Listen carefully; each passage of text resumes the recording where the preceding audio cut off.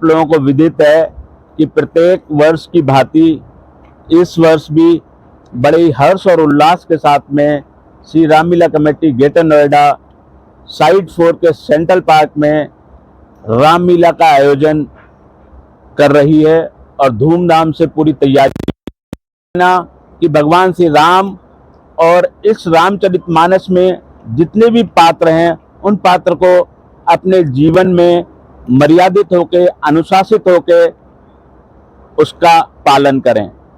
मैं आप लोगों को बता दूं कि जहां तक रामलीला आप सब लोग देख ही रहे हैं, आदि अनादिकाल से रामलीलाओं का मंचन शहर में हो रहा है।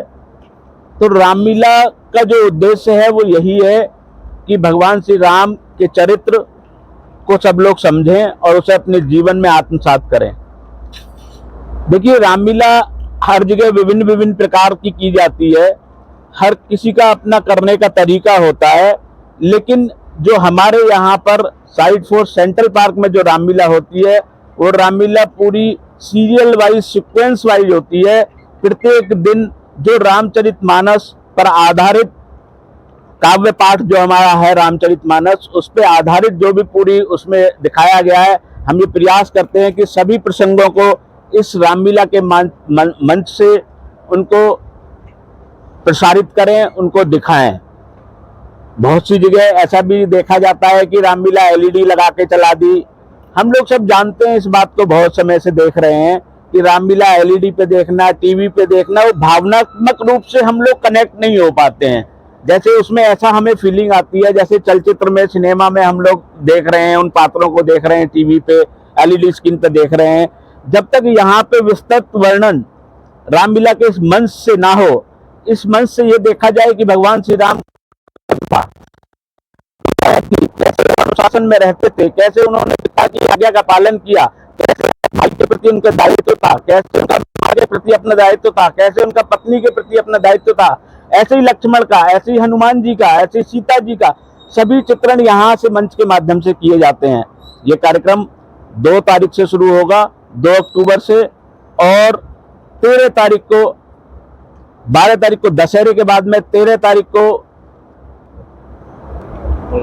भरत मिलाप के साथ में इसका समापन होगा। बता देना चाहता हूँ, रामलीला मैं भी बहुत ज्यादा देखता हूँ टीवी के माध्यम से और आपके चैनल के माध्यम से।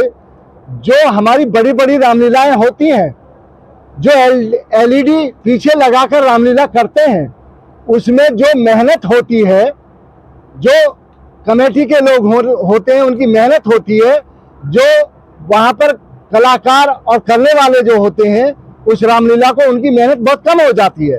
क्यों हो जाती है? क्योंकि एलईडी पे जो सेट हमको चाहिए वो सेट मिल जाता है, और वो सेट आपको जंगल का चाहिए, आपको मंदिर का चाहिए, आपको महल का चाहिए, वो लग गया। लेकिन जब कलाकार आएगा तो एलईडी का ही दिखेगा, कलाकार दब जाएगा उसमें।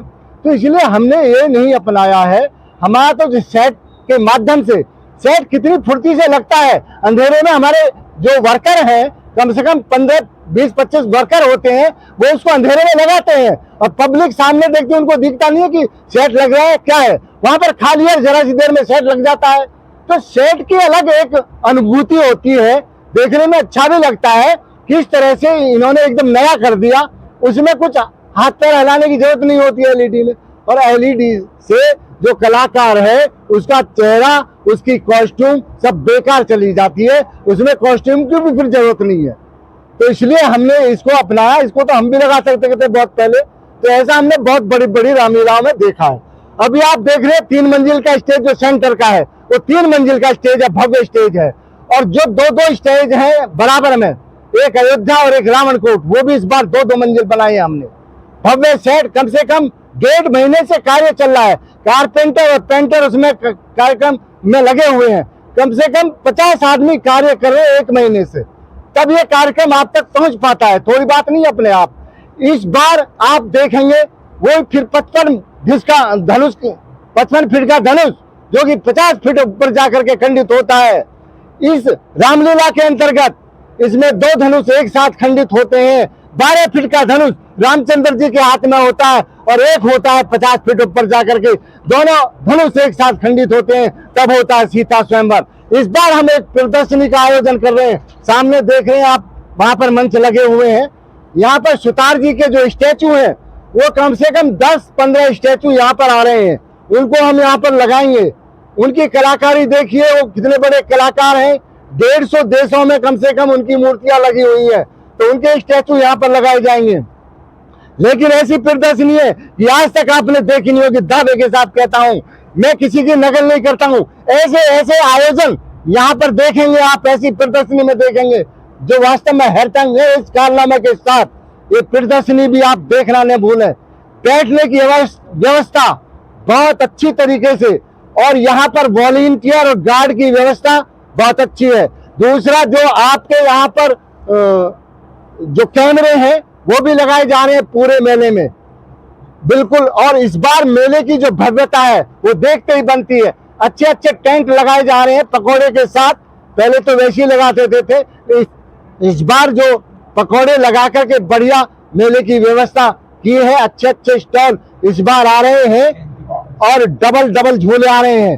दूसरा, पिछले बार भी लगा था जेंटी कैटर्स, जिसका जाना पहचाना नाम है, उसकी भी आप चटकारे उसके आप ले सकते हैं। आप भी सादर आमंत्रित हैं। बहुत भव्य स्टॉल उसका सामने लगा हुआ है। तो इसमें रात दिन सब एक करके, और वास्तव में यहाँ पर एक बात और बता देना चाहता हूँ, रामलीला बहुत देखी होंगी। हमारे पास एक टीम आई नोएडा से, उन्होंने कहा मंच पर आपकी रामलीला का नाम नहीं है, केवल रामलीला का नाम इस पे होगा बस सामने। वहां पर किसी सदस्य का नाम नहीं, किसी अध्यक्ष का नाम नहीं, कोषाध्यक्ष का नाम नहीं, कोई फोटो तो बहुत दूर की बात है। तो इसलिए निस्वार्थ भाव से सारी कमेटी कार्य करती है। और 24 का कार्यक्रम बड़ी धूमधाम से कमेटी द्वारा मनाया जा रहा है। इस वर्ष यह कार्यक्रम गांधी जयंती के शुभ अवसर पर प्रारंभ होने जा रहा है। गांधी जयंती 2 अक्टूबर को हमारे इस क्षेत्र के 18 स्कूल और 10 एकेडमी के लगभग 750 बच्चे इसमें भाग ले रहे हैं, और एक से एक सुंदर प्रतियोगिता यहाँ आपको देखने को मिलेगी।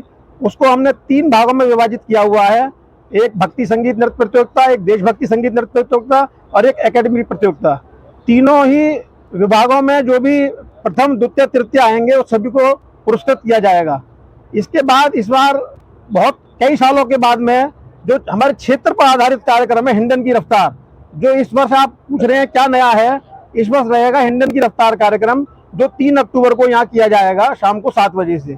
उस कार्यक्रम में जो हमारे क्षेत्र के लोग हैं वो हमारे क्षेत्र के इतिहास को जानेंगे कि हमारे इस क्षेत्र का क्या इतिहास रहा है। ऐतिहासिक कार्यक्रम रहेगा। उसके बाद 4 तारीख से रामलीला मंचन प्रारंभ होगा, जो 11 तारीख तक निरंतर चलेगा शाम को 7 बजे से। 12 तारीख में रावण, कुंभकर्ण, मेघनाथ के पुतलों का दहन, जिसमें रावण का पुतला 65 फीट का और बाकी दोनों पुतले 60 फीट के हाइट के होंगे, और रंगीन आतिशबाजी का नज़ारा हम लोग यहाँ देखेंगे। 13 तारीख में भरत मिलाप और राम राज्याभिषेक की लीलाओं का सुंदर मंचन इस मंच के माध्यम से हम सभी लोग देखेंगे। इस वर्ष रामलीला मंचन के साथ साथ जो फोकस रहा है वो मेले पर भी फोकस किया गया है। पिछली बार हमारे यहाँ 1 फूड कोर्ट था, इस बार उसको बढ़ाकर संख्या 2 की गई है। 2 अच्छे फूड कोर्ट आ रहे हैं। मेले में झूलों की संख्या बढ़ाई गई है। तो भगवान श्री राम के आदर्शों के साथ साथ मनोरंजन का भी यहाँ पूरा इंतजाम किया गया है। जो बच्चे और जो परिवार यहाँ आएंगे वो भगवान श्री राम के आदर्शों को साथ लेंगे और साथ साथ मनोरंजन का भी पूरा आनंद उठाएंगे। कलाकार हमारे ऐसे हैं जो लगभग 15-16 साल से लगातार आ रहे हैं, और यहाँ के मंच मिलने के माध्यम से वो आगे भी बढ़ते हैं। यहाँ के माध्यम से सुरक्षा व्यवस्था क्या रहेगी? सुरक्षा व्यवस्था में पुलिस प्रशासन का पूरा सहयोग हमें मिलता है। इस वर्ष भी अपेक्षित है वो मिलेगा हमें। उसके साथ साथ कमेटी ने सुरक्षा गार्ड्स की व्यवस्था की गई है।